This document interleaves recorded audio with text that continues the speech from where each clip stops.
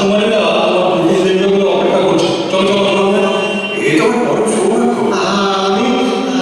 আমি যাবো না রাজবাড়ির অন্দরে আমার পুতুল নিয়ে।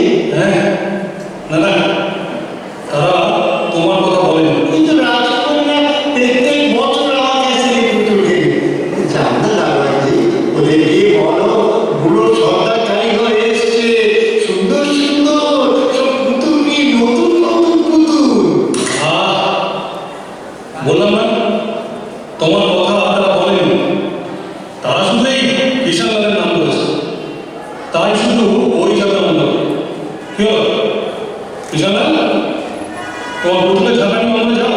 কিন্তু আমাকে কি নিয়ে যাবে রাজবাড়ির অন্দরে?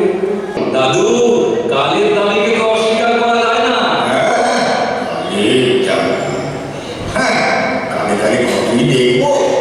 শোনো, বুড়ো সর্দারের পুতুলের মধ্যে আছে আমাদের ঐতিহ্য, আমাদের ইতিহাস। ইতিহাস? হ্যাঁ, ইতিহাসের মুশকিল হচ্ছে সে শেষ হয়ে গেছে, জীবন্ত হয়ে আর বেঁচে উঠবে না কখনো। কিন্তু ভবিষ্যৎ সে ক্রমাগত আসতেই থাকবে।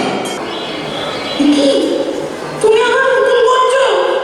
দুপুর গড়িয়ে বিকেল হতে চললো, কোনো হুঁশ নেই না? দুধ দোয়ানো পড়ে আছে, এসব পুতুল করছো কার জন্যে? হ্যাঁ, সুভাষদার জন্য? এত বড় নাগর মেয়ে, ওর কি আর পুতুল কেনার বয়স আছে?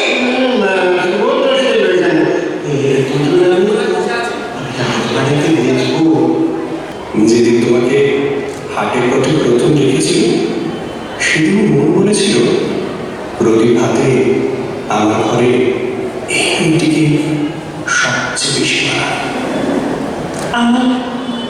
আমার দাদা যদি রাজি হয় তবে একদিন তুই কেড়ে নিয়েছিলে আমার হাতের পুতুলকে, আর আপনি আমার প্রাণের পুতুলটি ছিলেন।